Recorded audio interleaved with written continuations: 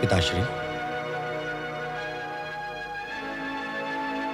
क्या बात है पिताश्री? आपके श्रीमुख पर तो चिंता की रेखाएं उभर आई हैं। पुत्र के होते यदि पिता को चिंता करनी पड़े तो ये पुत्र के लिए बहुत दुख और लज्जा की बात है।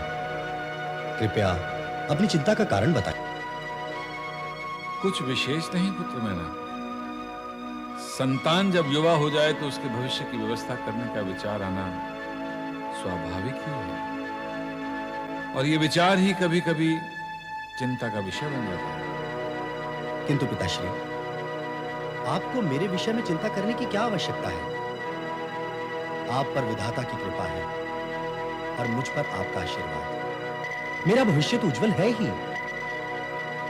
पुत्र जब आशा से परिपूर्ण हो तो पिता को विश्वास हो जाता है कि उसके पुत्र का भविष्य उज्जवल है। पर मेनाक, तुम्हारे साथ साथ हमारी एक पुत्री भी है, तुम्हारी छोटी बहन। हाँ, पार्वती। आप उसके विषय में चिंता कर रहे थे? हाँ, हम उसके लिए चिंता कर रहे थे और तुम्हारे लिए विचार। पार्वती अब बड़ी हो गई है, उसके लिए योग्य वर भी तो खोजना है। और मेरे लिए किस खोज पर विचार कर रहे थे पिताश्री? प्रजा के समर्थन पर। अर्थात तुम युवा हो गए हो मैना। कहते हैं पुत्र की ऊंचाई जब पिता के समान हो जाए तो उसका दायित्व बढ़ जाता है, विशेषकर राजपुत्र का। इस पर्वत प्रदेश पर राज्य शासन करते करते हम थक गए हैं और चाहते हैं कि इसकी बागडोर अब तुम संभालो। तुम युवराज हो, धर्म, नीति, परंपरा के अनुसार अब इसके शासन का उत्तरदायित्व तुम पर है। आप निश्चिंत रहें पिताश्री, मैं सदैव आपके मार्गदर्शन में आपकी आज्ञा और आदेश का पालन करता रहूंगा। मुझे तुमसे यही आशा थी पुत्र। विधाता तुम्हें सामर्थ्य और शक्ति प्रदान करे। अब मैं आज्ञा चाहूंगा पिताश्री। अवश्य पुत्र।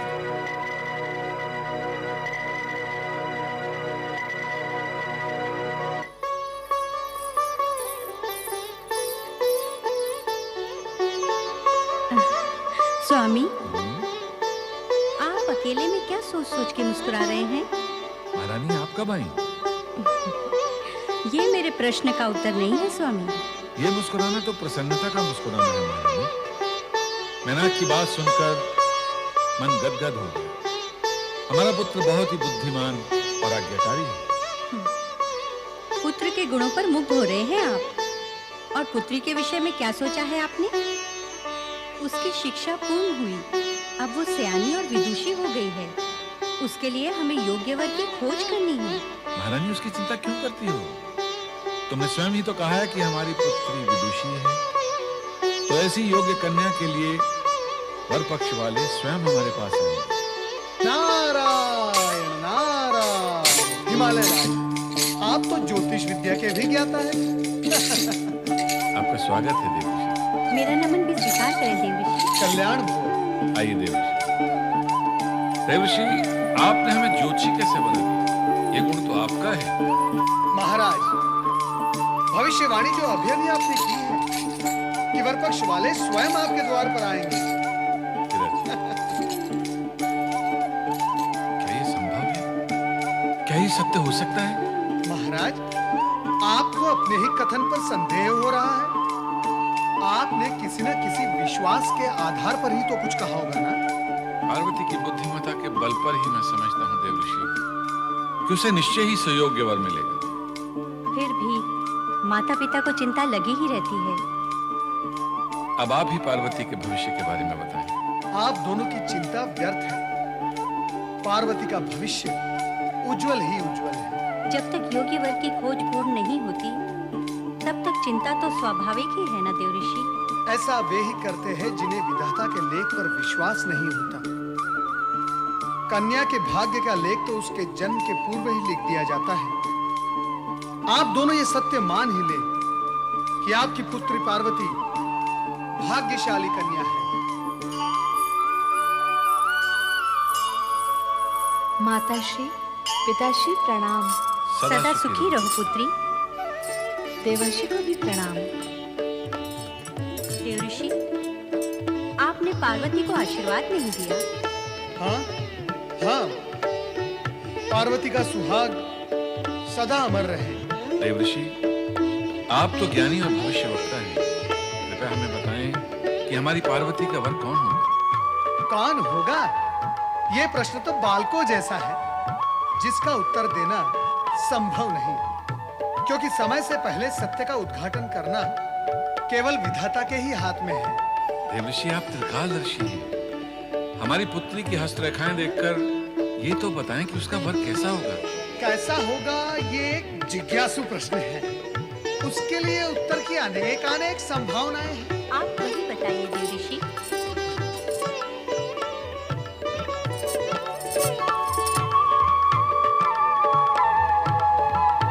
वो सब बताने में तो युग बीत जाएगा महारानी। युग बीत जाएगा? वर में असंख्य गुण हैं, कहां तक गणना करूंगा। प्रश्न यही है कि वर कैसा होगा। देवऋषि, कुछ तो गुण बताएं, हमें उसी से संतोष हो जाएगा। तो सुनो हिमालय राज, वर का सर्वप्रथम गुण है कि वो परम संतोषी होगा। उसे किसी भी सुख, संपदा और वस्तु के प्रति कोई भी आग्रह और आकर्षण नहीं होगा। ये तो साधारण गुण है देवऋषि। नारायण नारायण, इसे आप साधारण गुण कह रही हैं? ये सर्वश्रेष्ठ और असाधारण गुण है। कलयुग में ये एक गुण सभी गुणों पर भारी पड़ेगा। तब कन्या के माता पिता ऐसे ही वर की खोज में रहेंगे जो परम संतोषी होगा। आगे बताएं देवऋषि। पार्वती के होने वाले पति संपूर्ण जगत द्वारा पूज्य एवं सभी शक्तियों से और दिव्य शक्तियों से परिपूर्ण होंगे। क्या कोई देवता होगा? संभव है, संभव है, क्योंकि तनिक सी प्रशंसा से प्रसन्न होने वाले हैं। अर्थात प्रशंसा प्रिय होगा। हिमालय राज, प्रशंसा उसी की होती है जो उसके योग्य होता है। उचित कहा आपने। और नारायण नारायण, कहा था न मैंने, उनके गुणों की गणना करते करते युग बीत जाएंगे। अब तक मैंने इतने गुण बताए, क्या संतुष्टि नहीं हुई? क्या ये पर्याप्त नहीं है? वर के विषय में जिज्ञासा तो होती ही है न देवऋषि। हिमालय राज, वर का संतोषी, सभी गुणों से परिपूर्ण और जगत में सभी द्वारा पूज्य होना, क्या ये भी पर्याप्त नहीं? पर्याप्त है देवऋषि। नहीं नहीं, पर्याप्त नहीं है। शेष गुणों का गान और गणना आगामी भेंट में होगी। नारद अब विदा लेता है। नारायण नारायण। स्वामी, सुना आपने? हमारी पुत्री पार्वती भाग्यशाली है। उसे ऐसे सुयोग्य वर की प्राप्ति होगी। हमारी पुत्री है भी तो गुणों का भंडार महारानी। ऐसी कुदृष्टि ना लगाइए मेरी पुत्री को। विधाता उसकी रक्षा करे।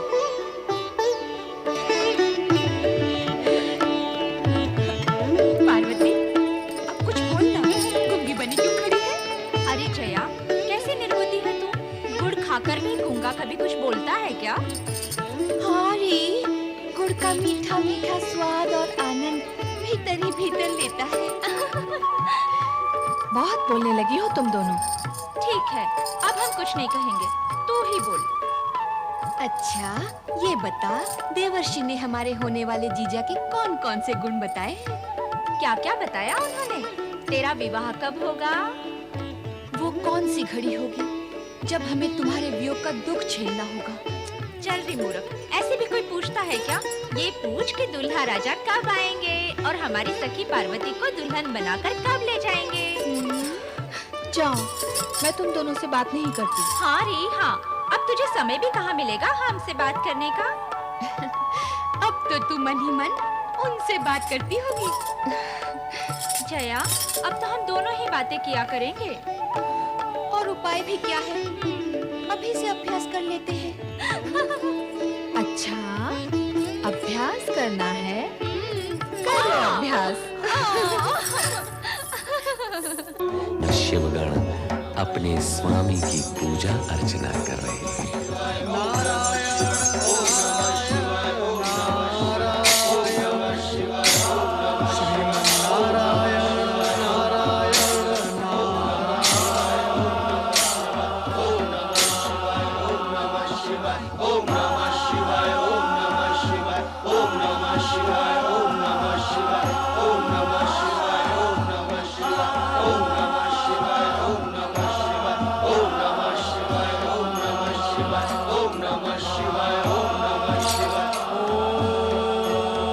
नमः शिवाय। हर हर हर महादेव। हर हर हर महादेव। हर हर हर महादेव। हर हर हर महादेव। हर हर हर महादेव। हर हर हर महादेव। भगवान शिव शंकर की आओ नारद, अपने आने का प्रयोजन करो। महादेव, हम सब आपसे कुछ निवेदन करने आए हैं। जानता हूं नारद, आप लोग जब भी आते हैं निवेदन करने ही तो आते हैं। कहो। देवराज, कह दो अपने मन की बात। नहीं देवऋषि, जो भी कहना है आप ही कह दें। ऐसा कौन सा विषय है जिसे नारद और देवराज दोनों को कहने में संकोच हो रहा है? भगवान, संकोच केवल इतना ही है कि एक ही विषय के लिए हम आपको बारंबार कष्ट देने आ पहुंचते हैं। विषय और प्रयोजन कहो नारद। शक्ति अवतार को प्रकट हुए अधिक समय बीत गया है, तो पार्वती अब विवाह योग्य हो गई है। भगवान नारद, तुम उन बातों की चर्चा क्यों कर रहे हो जो मैं स्वयं जानता हूं? नारायण नारायण। देवेश्वर, ऐसा कौन सा विषय है जो आपको ज्ञात न हो? आपको तो यह भी ज्ञात होगा ही कि हम आपसे यही प्रश्न करने आए हैं कि आप देवी पार्वती से कब विवाह करेंगे, उन्हें अपनी जीवन संगिनी कब बनाएंगे, शिव पार्वती का विवाह कब होगा, इस ओर से आपकी उदासीनता कब पूर्ण होगी? बस नारद, बस। अपने प्रश्नों की गति को विराम दो और तनिक विश्राम करो। मेरे लिए तो विश्राम ही विश्राम है भगवान, परंतु इन देवगण का क्या होगा जिनका भविष्य आपके आश्रय पर आधारित है? ऐसा बार बार क्यों होता है? कैसा भगवान? देवगण को आश्रय की आवश्यकता पड़ती है। ये सब प्रतिकूल परिस्थितियों का परिणाम है देवादिदेव। केवल प्रतिकूल परिस्थिति, प्रतिकूल आचरण नहीं? महादेव, प्रतिकूल परिस्थितियां अथवा आचरण जो भी था, उसका परिणाम तो इन लोगों ने भोगा ही है भगवान। किंतु अब कष्ट से मुक्ति का विचार करना है। मात्र विचार करने से कार्य नहीं होता नारद। हर कार्य का नियत समय होता है। उस समय का समय कब आएगा भगवान, ये बता दे तो उचित होगा। नारायण नारायण। इस समय इस प्रश्न का उत्तर देना आवश्यक नहीं। तो हम पुनः कब आएं देवादिदेव? उसकी क्या आवश्यकता है?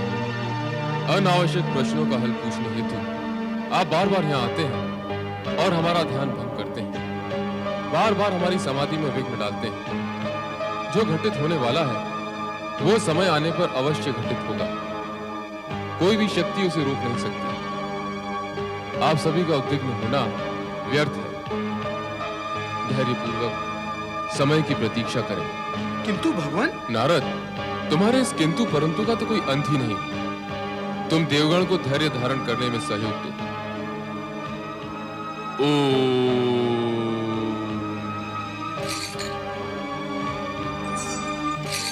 देवऋषि, नंदी, समय की प्रतीक्षा करो। परंतु देवऋषि, देवराज इंद्र, शिवाज्ञा मानकर धैर्य धरो। नारायण नारायण।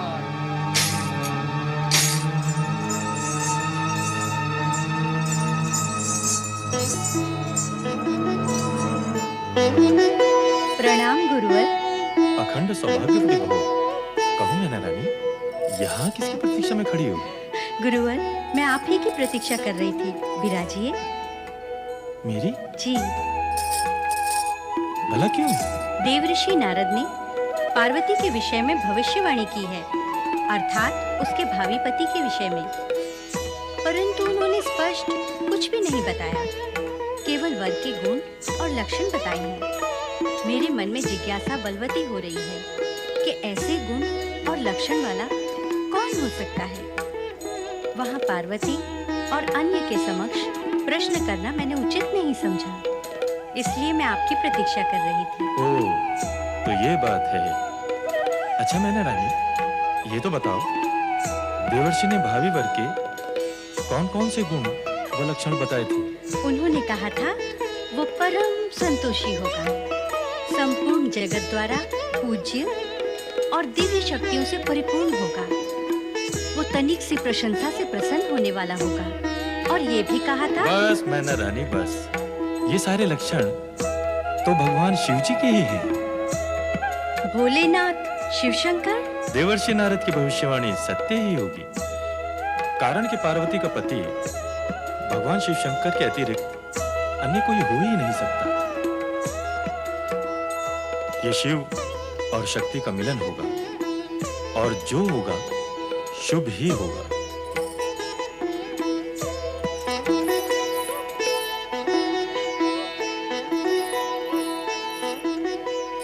क्या हुआ महारानी?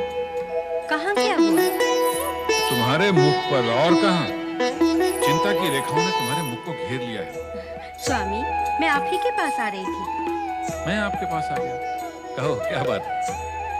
देव ऋषि नारद ने पार्वती के भावी वर के विषय में जो गुण और लक्षण बताए थे, वो स्मरण है आपको? हाँ, स्मरण तो है। मैं ऋषि गर्ग बता रहे थे कि वो सारे गुण और लक्षण भगवान शिव के हैं। भगवान शिव के गुण? क्या महर्षि गर्ग ने ऐसा कहा? हाँ स्वामी, मेरा मन तो भावी आशंका से आशंकित हो रहा है। भला एक राजकुमारी का पति एक योगी कैसे हो सकता है? आप हंस रहे हैं? हाँ महारानी, दुख और चिंता का कोई भी कारण नहीं है। सत्य तो यह है कि भगवान शिव के विषय में हमारा ज्ञान अपूर्ण है, और जब तक ये ज्ञान पूर्ण नहीं हो जाता, जब तक भगवान शिव का पूर्ण विवरण नहीं मिल जाता, तब तक हमें धैर्य पूर्वक प्रतीक्षा करनी होगी। चलो देवी, आओ। चलिए।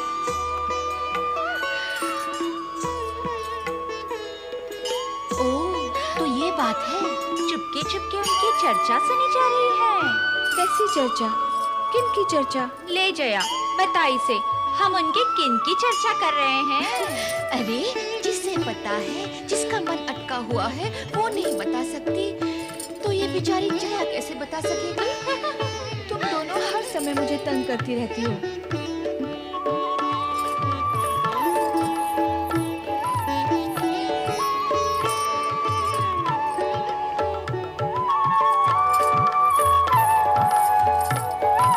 देख नहीं सकी, पार्वती को हर समय तंग करना भला नहीं है।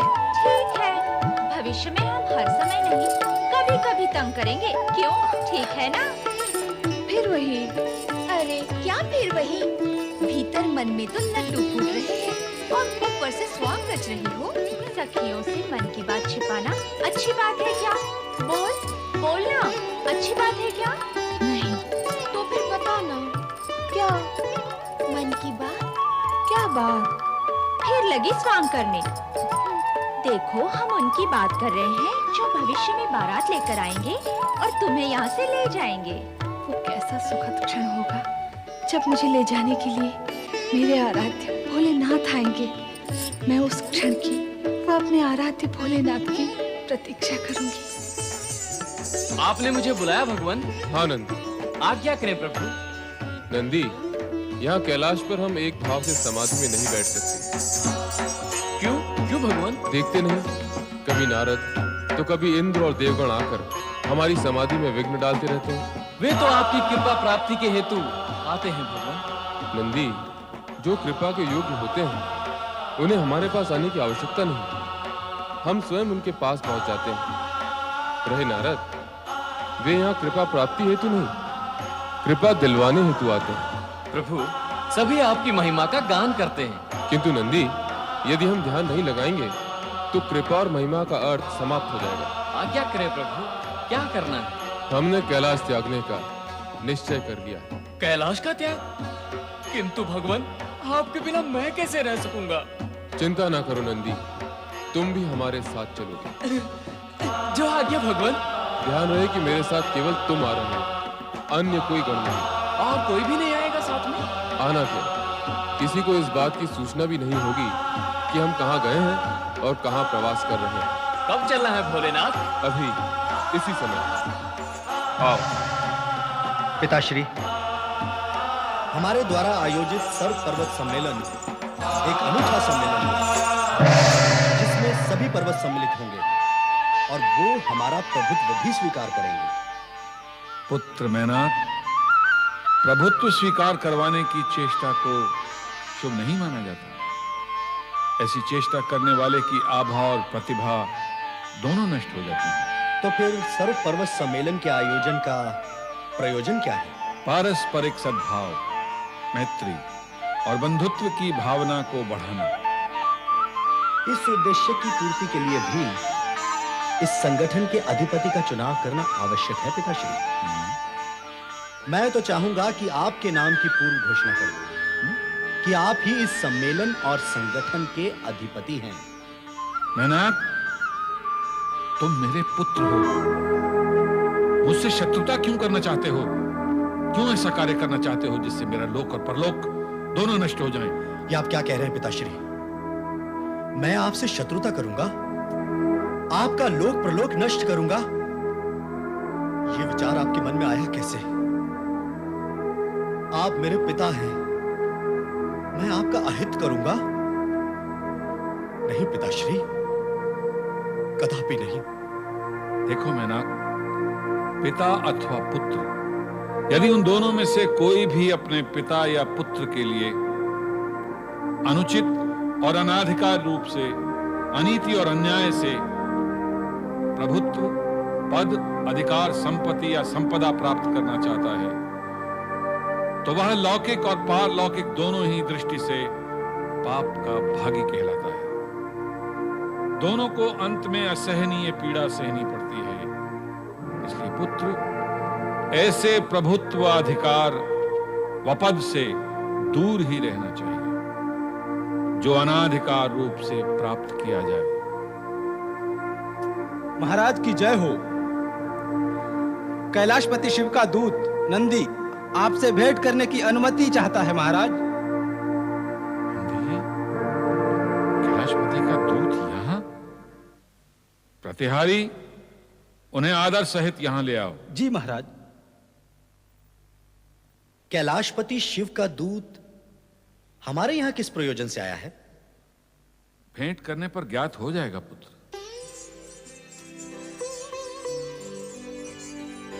हिमालय राज की जय हो। चराचर पति, देवेश्वर, सदा शिव के सेवक नंदी का प्रणाम स्वीकार हो। आओ नंदी, आपका स्वागत। कहिए, क्या समाचार लाए? समाचार नहीं लाए हैं हिमालय राज, हम तो अनुमति लेने आए हैं। अनुमति लेने? स्पष्ट कहिए नंदी। भगवान शिव शंकर आपके हिमगिरी शिखर पर कुछ समय के लिए एकांत ध्यान समाधि लगाना चाहते हैं। क्या आप इसकी अनुमति देंगे? कैलाशपति को भी अनुमति की आवश्यकता है नंदी।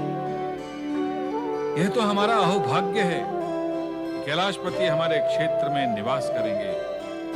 ये सचमुच हमारे लिए प्रसन्नता का विषय है नंदी। हमारी ओर से कैलाशपति को अनुरोध करें कि वे हमारे यहाँ अतिथि बनकर पधारें। हमारा समूचा परिवार उनके दर्शन से धन्य हो जाए।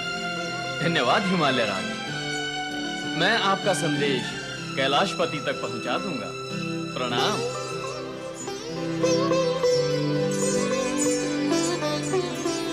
पिताश्री, शिवजी को कैलाश पर्वत त्याग कर हमारे क्षेत्र में आने की आवश्यकता क्यों आन पड़ी? मैनाक, जब विधाता को किसी प्राणी के सौभाग्य या दुर्भाग्य की रचना करनी होती है, तो वे ऐसी परिस्थितियों और घटनाओं का निर्माण करते हैं जो साधारण मनुष्य की बुद्धि से परे है। किंतु कैलाशपति का हमारे क्षेत्र में पदार्पण निश्चय ही सौभाग्यपूर्ण होगा। नारायण नारायण श्रीमन्नारायण नारायण नारायण नारायण नारायण नारायण। तुम फिर यहाँ आ गए। मैं ब्रह्मलोक से ये विचार करके यहाँ आया था कि यहाँ एकांत मिलेगा, किंतु तुम यहाँ भी मिलने चले आते। लगता है अब मुझे कहीं और स्थान ग्रहण करना पड़ेगा। परमपिता, यदि मैं यहाँ तक पहुँच सकता हूँ तो मैं वहाँ भी अवश्य पहुँच सकता हूँ जहाँ आप जाएंगे। ये सब आप ही की कृपा का फल है। नारायण नारायण। अच्छा, अब कहो किस प्रयोजन से आए? परमपिता, प्रयोजन नया नहीं। देवताओं को स्वर्ग से हटाकर तारकासुर उन पर अत्याचार करता ही जा रहा है, करता ही जा रहा है। देवताओं की दुर्दशा अब देखी नहीं जाती। आपका वरदान पाकर तारकासुर अत्यंत उद्दंड और उच्छृंखल हो गया है। नारद, देवताओं की दुर्दशा का ज्ञान मुझे है। स्वयं देवराज इंद्र एवं देवगण कुछ समय पूर्व ब्रह्मलोक में आए थे। वे तारकासुर को स्वर्ग से हटाकर वहां पुनः स्थापित होने के लिए विकल हैं। लेकिन केवल इच्छा और विकलता से ही कार्य सिद्ध नहीं होता। तो कार्य सिद्धि के लिए क्या करना होता है परमपिता? उद्देश्य की पवित्रता ही कार्य सिद्धि का मेरुदंड है नारद। देवराज इंद्र तो स्वर्ग का सिंहासन प्राप्त होते ही भोग और ऐश्वर्य में लिप्त होकर दैत्य एवं उद्देश्य दोनों भूल जाते हैं। सो तो तारकासुर भी भूला हुआ है, किंतु वो अब तक स्वर्ग के सिंहासन पर विराजमान है। तुम बार बार विधि का विधान भूलते हो। तारकासुर का पुण्य जब समाप्त होगा उस दिन उसके वरदान का प्रभाव भी समाप्त हो जाएगा, तब उसकी अधोगति होगी। किंतु वो दिन कब आएगा परमपिता, कब? उसके लिए तुम्हें प्रतीक्षा करनी होगी। भगवान भोलेनाथ भी यही कहते हैं और आप भी यही उत्तर देते हैं, किंतु आप दोनों में से कोई भी इस सत्य का उद्घाटन करने के लिए तैयार नहीं है। समय आने पर सब कुछ प्रकट हो जाएगा। किंतु वो समय कब आएगा? आपके वरदान के अनुसार शिवपुत्र ही तारकासुर का वध करेगा, किंतु शिवजी तो शक्ति स्वरूपा पार्वती का नाम सुनते ही और भी अधिक वैरागी हो जाते हैं। अब तो कैलाश छोड़कर और कहीं चले गए हैं। और कहीं चले गए हैं? तो क्या उनका कैलाश से जाना शुभ और कल्याणकारी हुआ? ऐसा ही लगता है। किंतु वो गए कहां परमपिता? क्यों? क्या तुम भी वहां जाना चाहते हो? नहीं नारद, ये उचित नहीं होगा। भोलेनाथ ने कैलाश को ध्यान समाधि के लिए कुछ समय के लिए त्याग दिया है, इसलिए तुम्हारा वहां जाना उचित नहीं होगा। इस समय केवल इतना कह सकता हूं, यदि तुम देवराज व देवगणों का हित चाहते हो तो कुछ समय के लिए भोलेनाथ को एकांतवास कर लो। इसी में सबका कल्याण है। महारानी मैना, क्या सोच रही हो? आजकल तुम सोचने बहुत लगी हो। जब पुत्री युवा और विवाह योग्य हो जाती है ना, तो माता भी सोचने लगती है। केवल माता? कहो माता पिता सोचने लगते हैं। चलो हिमगिरी चले और कैलाशपति के दर्शन करते हैं। किंतु स्मरण रहे, नंदीश्वर कैलाशपति का संदेश दे गए हैं कि वो एकांत की खोज में हिमगिरी के शिखर पर आए हैं, इसलिए कोई भी उनकी ध्यान समाधि में बाधा न डाले। पैनाक, हम बाधा डालने नहीं जा रहे हैं पुत्र, हम तो दर्शनों के लिए जा रहे हैं। एक ही बात है पिताश्री, आपका वहां जाना आपके लिए तो दर्शन है, किंतु उनके लिए विघ्न है।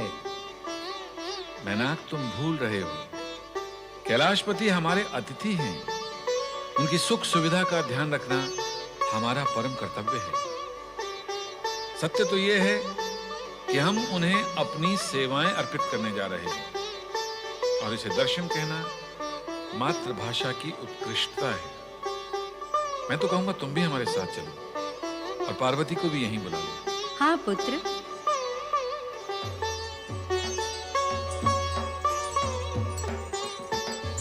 सुनो नंदी, आज्ञा करें प्रभु।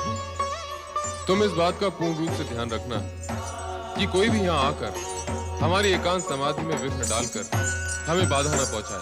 आप निश्चिंत रहें भोलेनाथ, मेरे होते हुए आपके समीप आने की कोई चेष्टा भी नहीं कर सकेगा। तुम कहते हो तो हम निश्चिंत हो जाते हैं।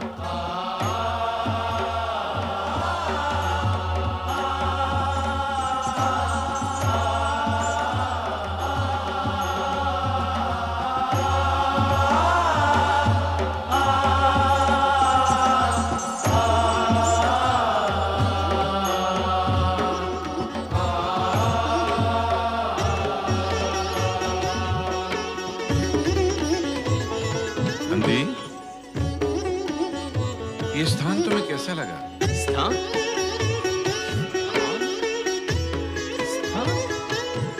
स्थान? हाँ स्थान रमणीक है हिमालय राज, और अति सुंदर भी, मन भावन भी। किंतु आपका यहाँ आना कैसे हुआ?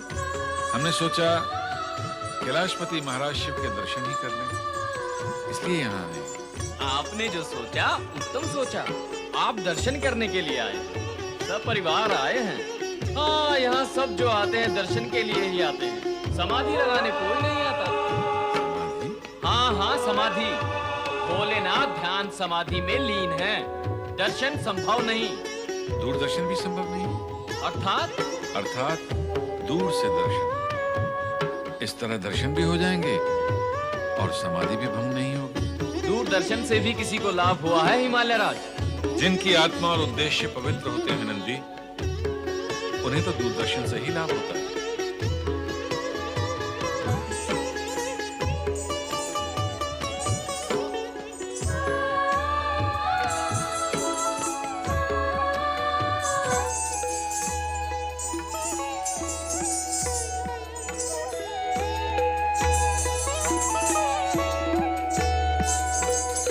अब दूरी से क्यों, समीप से दर्शन होंगे। आओ देवी, चलिए। आओ। भोलेनाथ हिमालय राज आए। देवाधिदेव कैलाशपति भगवान शिव शंकर की